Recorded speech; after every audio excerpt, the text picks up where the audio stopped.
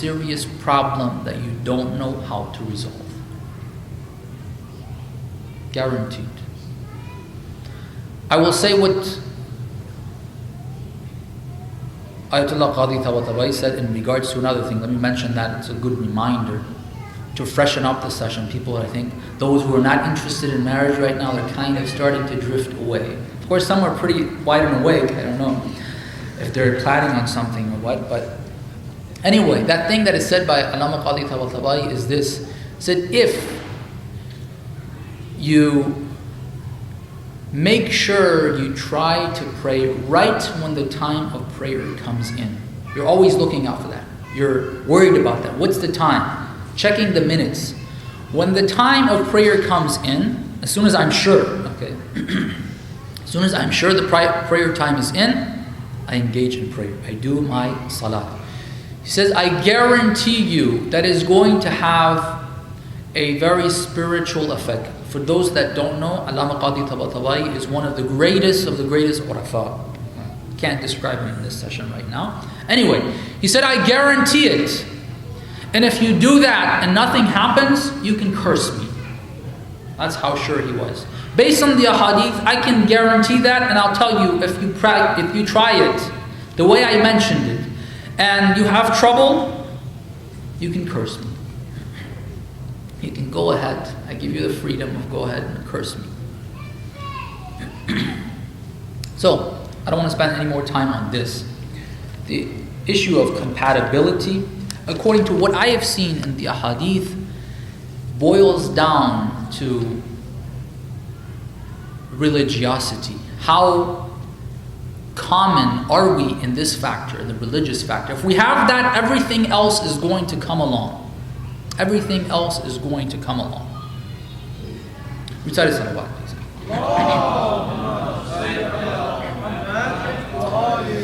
Back to the issue of mercy. That was the second example of mercy we were talking about.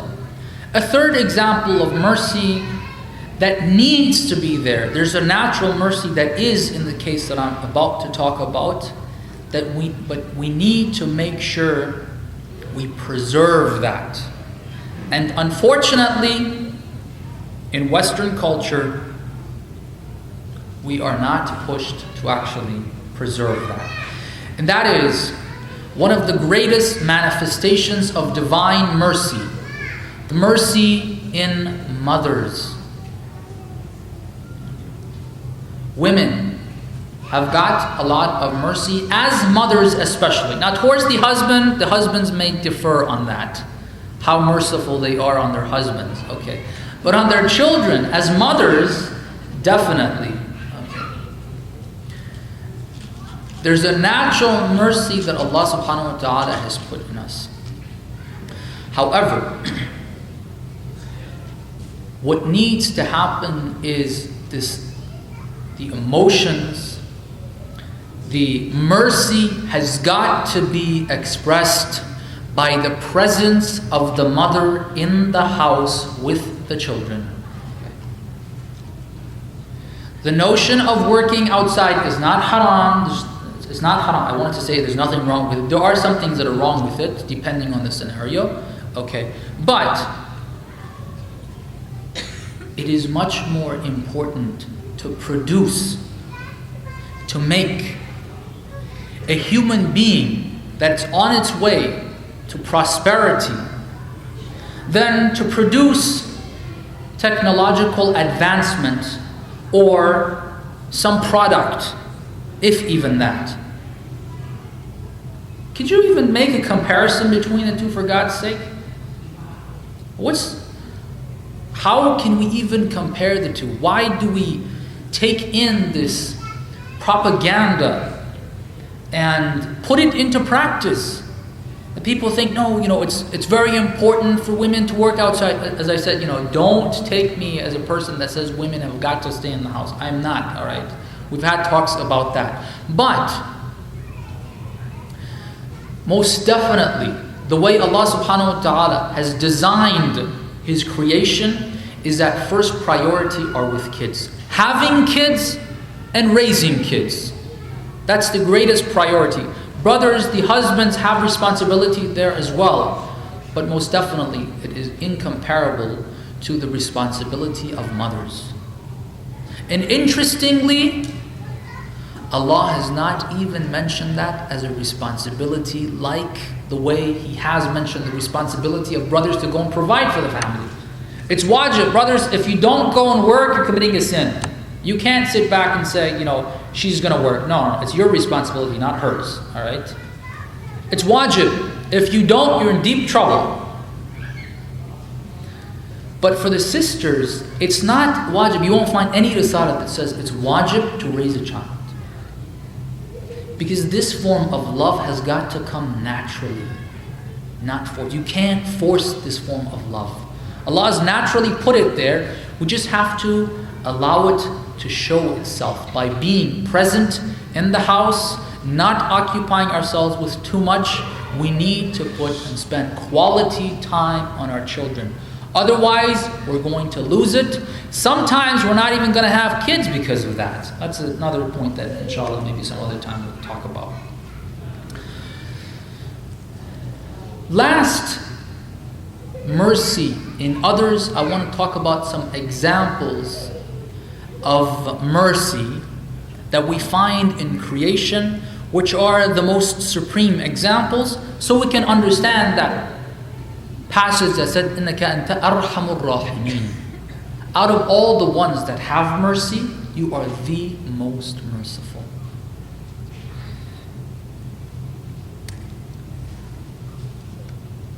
The most profound examples of mercy by far are the Holy Prophet and his progeny. There's no comparison. The mercy that they have, the rahmah, which according to the verse, Allah subhanahu wa ta'ala says, أعوذ بالله من الشيطان الرجيم وَمَا أَرْسَلْنَاكَ إِلَّا رَحْمَةً لِلْعَالَمِينَ. You are a mercy to the al-alameen, to all of the creation that possess intellect. You are a mercy to all of them. His existence is a mercy. Look at the mercy that this prophet has. That when he goes to Ta'if with all the disrespect, they break his teeth, they stone him, he does not curse them, he prays for them, he still wants to guide them. Okay. Just imagine, if I would have come into this masjid the first night, and I would have tried to say, Bismillah ar-Rahman ar-Rahim, and talk to you guys, and everybody's talking to one another, and nobody's paying attention, and you don't give me respect, probably, if I want to be honest with myself, I would have probably said, you know what, forget these people. Let's go somewhere else. But he goes there. We read this in history. We read it, but to seriously understand it, you got to kind of be put in that position to know what that is. We kind of, because of our job, we kind of are put in that situation where we have to go and say something, and sometimes we know the people are not going to like it. And how are we going to feel like we are going to give them that guidance? Because if we don't, all right, we have not given the blessing that Allah has prepared for you, that we are responsible to give you. Okay, even if you don't like it. As the verse of the Holy Quran says, وَعَسَى أَن تُكْرِهُ شَيْئًا وَهُوَ خَيْرٌ لَكُمْ. So many times there's things that you dislike, but they're actually the good ones for you. How do you know? We don't have that knowledge. Now, he is put in that situation. People throw ashes on him. People disrespect him. But instead of saying, you know what, forget these people, like by the way some of the prophets before had done, some very rarely. Prophet Yunus in a scenario did something like that. He's a prophet of God. We're not allowed to, and it's not appropriate to say things about him. And we can't. Like, he didn't do anything seriously wrong, but it has a touch of that. He got upset with the people. Instead of that, the prophet visits the one who was throwing the ashes and was disrespecting him. The lady that was doing that, he went and visited her when she was ill.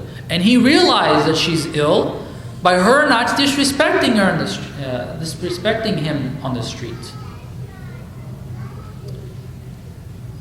The dealing the Holy Prophet had with his wives. Okay, some of his wives give him a very, very tough time. One of the verses of the Holy Quran says, لِمَ تُحَرِّمُ مَا أَحَلَّ اللَّهُ لَكَ. Why are you making things that are halal on you, haram for yourself, in order to please your wives? That's how much mercy the Holy Prophet. It's halal, he knows it's halal. But in order to please these people, he makes it haram on himself. The Holy Quran says, no. Allah tells him, don't do that. You're not supposed to. So many verses address the Holy Prophet and tell him, Prophet, we did not send down the Quran to create hardship for you. Take it easy.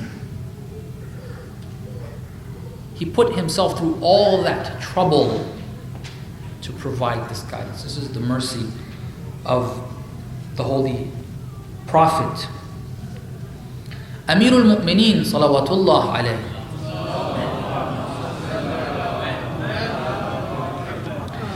Some of the examples of the mercy that we hear and we have in history from Amirul Mu'mineen, at least from what I've seen, I haven't found such examples in regards to the Holy Prophet. Of course, obviously, we know for a fact that the Holy Prophet is always above Amirul Mu'mineen. But these examples, the narration of them in history, finding these clues in history books. The treatment of Amirul Mu'mineen, the one that he gave to the orphans in Kufa, is something that you've all heard of. The widows in Kufa, especially the ones that even cursed Amirul Mu'mineen. There's many cases that he went to the homes of these people. He went there. He set the fire up. He cooked their food, gave them money, gave them all of that, while they were cursing Amirul Mu'mineen. The rahmah, the mercy of Amirul Mu'mineen is so great that while they are cursing him, he doesn't even bother mentioning who he is. He doesn't bother doing that. Now, if it was us, if we want to give anybody anything, some masjids, it reminds me of something that we mentioned. Some masjids, I haven't seen that here, I hope you don't do it. If you do it, it's wrong. They put a prize, kind of a prize for those who help the masjid. Helping the masjid is not helping anyone, it's helping ourselves. All right? They put a prize. If you donate this much, your marhum's name is going to be read before the speaker goes up, and they're going to ask people to recite a Fatiha. We're not going to do it otherwise. That's ridiculous. Mention who has donated how much. Some masjid you go and says, yes, this masjid is big. Okay, this masjid was built by the blessing of this person who donated this much. Why are we doing that for? You want to make it known? Amirul Mu'mineen